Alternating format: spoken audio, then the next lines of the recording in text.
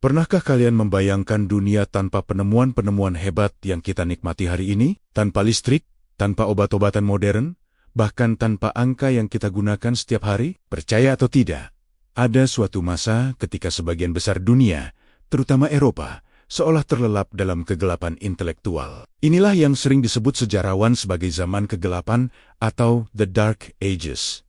Selama periode ini, sekitar abad ke-5 hingga ke-15, perkembangan ilmu pengetahuan di Eropa nyaris terhenti. Pemikiran-pemikiran kritis seringkali dianggap sebagai ancaman. Dogma yang kaku menekan keras inovasi dan penyelidikan ilmiah. Perpustakaan-perpustakaan kuno yang menyimpan harta karun pengetahuan dari peradaban Yunani dan Romawi banyak yang terlupakan atau bahkan hancur. Pertanyaan-pertanyaan tentang alam semesta, tentang tubuh manusia, tentang matematika, seringkali dijawab bukan dengan penelitian, melainkan dengan keyakinan buta. Seolah-olah, pintu menuju pengetahuan telah tertutup rapat dan dikunci. Namun, saat sebagian dunia meredup, di belahan bumi lain, sebuah cahaya baru mulai bersinar dengan begitu terang. Dari Spanyol hingga perbatasan Tiongkok, peradaban Islam sedang mengalami masa keemasannya, sebuah zaman pencerahan yang luar biasa. Kota-kota seperti Baghdad, Cordoba, Kairo, dan Semerkant bukan hanya menjadi pusat perdagangan yang ramai, tetapi juga menjadi mercusuar ilmu pengetahuan dan kebudayaan bagi seluruh dunia. Di Baghdad, berdirilah Bait al-Hikmah atau Rumah Kebijaksanaan, sebuah perpustakaan dan pusat penerjemahan raksasa yang didirikan pada masa kekhalifahan Abbasiyah. Para cendekiawan dari berbagai latar belakang agama dan budaya Muslim, Kristen, Yahudi berkumpul di sini. Mereka bekerja bahu-membahu, menerjemahkan karya-karya kuno dari Yunani, Persia, dan India ke dalam bahasa Arab. Mereka tidak hanya menerjemahkan, tetapi juga mengomentari, mengkritik, dan mengembangkan ide-ide tersebut. Sementara itu, di Cordoba, Spanyol perpustakaan-perpustakaannya menyimpan ratusan ribu manuskrip, jumlah yang tak terbayangkan di belahan Eropa lainnya pada masa itu. Jalan-jalannya diterangi lampu di malam hari, sementara di kota-kota Eropa lainnya, kegelapan menyelimuti begitu matahari terbenam. Di Kairo, Universitas Al-Azhar menjadi pusat studi yang menarik pelajar dari berbagai penjuru dunia. Dan di Samarkand, Ulugh membangun observatorium yang canggih, memetakan bintang dengan presisi yang menakjubkan. Lalu, apa yang menjadi bahan bakar utama dari ledakan intelektual yang luar biasa ini? Jawabannya terletak pada fondasi spiritual peradaban itu sendiri. Wahyu pertama yang diturunkan kepada Nabi Muhammad SAW bukanlah perintah untuk syalat atau berpuasa, melainkan satu kata yang penuh makna, Iqra, bacalah, perintah, bacalah. Ini menjadi DNA peradaban Islam. Ia bukan sekadar perintah untuk membaca tulisan, tetapi seruan untuk mengamati, meneliti, memahami, dan merenungkan alam semesta. Al-Quran sendiri berulang kali mengajak manusia untuk menggunakan akalnya. Ayat-ayatnya penuh dengan dorongan untuk memikirkan pergantian siang dan malam, pergerakan bintang dan planet, proses penciptaan manusia, dan keajaiban alam lainnya. Maka apakah mereka tidak memperhatikan unta bagaimana ia diciptakan? Dan langit bagaimana ia ditinggikan? Ini adalah undangan terbuka dari Tuhan untuk melakukan observasi dan penelitian. Nilai utama inilah yang membedakannya. Dalam Islam, iman dan akal, agama dan sains tidak dilihat sebagai dua hal yang bertentangan. Sebaliknya, mereka adalah dua sayap yang saling melengkapi. Mencari ilmu dianggap sebagai bentuk ibadah.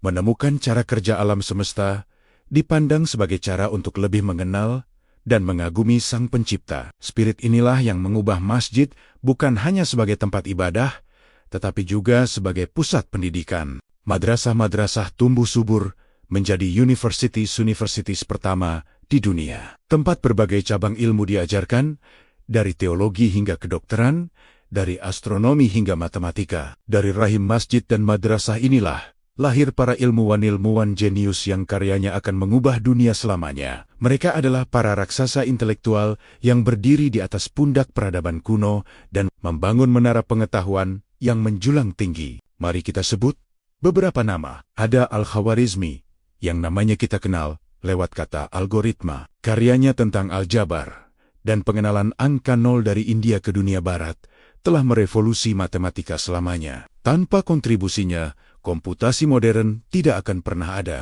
Lalu ada Ibnu Sina atau Avicenna di barat. Karyanya The Canon of Medicine menjadi buku teks kedokteran standar di Eropa selama lebih dari 600 tahun. Ia adalah bapa kedokteran modern yang mengidentifikasi sifat menular dari penyakit, memperkenalkan karantina, dan mengembangkan prinsip-prinsip uji klinis. Di bidang optik, ada Ibnu Al-Hatham atau Al-Hazen. Melalui eksperimen yang cermat di sebuah ruangan gelap, ia membuktikan bahwa kita melihat karena cahaya masuk ke mata kita, bukan karena mata kita memancarkan cahaya. Metodologi ilmiahnya yang ketat berdasarkan hipotesis, eksperimen, dan verifikasi menjadi dasar bagi metode ilmiah modern. Dia adalah bapa optik dan pelopor sejati metode ilmiah. Ada juga Al-Zahrawi, bapa ilmu bedah, yang menemukan lebih dari 200 alat bedah. Banyak di antaranya masih digunakan dalam bentuk modern hingga hari ini. Ada Jabir bin Hayyan, bapak kimia, yang memperkenalkan proses distilasi, kristalisasi, dan sublimasi. Daftar ini terus berlanjut dari geografi, arsitektur, hingga musik dan filsafat. Mereka bukan hanya ilmuwan. Mereka adalah para polimat manusia-manusia serba bisa yang menguasai banyak bidang ilmu. Mereka adalah dokter sekaligus filsuf, astronom sekaligus matematikawan. Bagi mereka, semua ilmu berasal dari sumber yang satu, yaitu kebijaksanaan ilahi. Cahaya pengetahuan yang mereka nyalakan di Baghdad, Kordoba, dan Kairo tidak berhenti di sana. Melalui perdagangan, perang salib, dan penerjemahan di Spanyol dan Sisili, pengetahuan ini perlahan-lahan merembes kembali ke Eropa. Karya-karya Al-Khawarizmi, Ibnu Sina, dan Ibnu Al-Hatham diterjemahkan ke dalam bahasa Latin, membangkitkan kembali rasa ingin tahu yang telah lama tertidur di benua itu. Pengetahuan inilah yang menjadi salah satu percikan api utama yang menyulut Renaissance di Eropa. Jadi, ketika kita melihat dunia modern kita hari ini dengan rumah sakit yang canggih, komputer di saku kita, dan pemahaman kita tentang alam semesta penting untuk mengingat dari mana semua ini berasal. Ada sebuah babak penting dalam sejarah manusia. Sebuah zaman keemasan. Ketika perintah, bacalah, menggema begitu kuat, mendorong sebuah peradaban untuk mencari ilmu hingga ke ujung dunia. Mereka tidak hanya menjaga api pengetahuan tetap menyala saat dunia sekitarnya gelap, tetapi mereka memperbesarnya menjadi kobaran api yang cemerlang, yang cahayanya masih menerangi jalan kita hingga hari ini. Kisah ini adalah pengingat yang kuat bahwa ilmu pengetahuan tidak mengenal batas geografis, budaya, atau agama. Ia adalah warisan bersama seluruh umat manusia. Dan semangat untuk terus membaca, bertanya, dan mencari adalah kunci untuk memastikan bahwa cahaya pengetahuan tidak akan pernah lagi meredup. Terima kasih sudah menonton. Jika kalian merasa tercerahkan oleh video ini, jangan lupa untuk menekan tombol suka, bagikan ke teman-teman kalian, dan tentu saja subscribe channel ini agar tidak ketinggalan konten-konten menarik lainnya. Sampai jumpa di video berikutnya.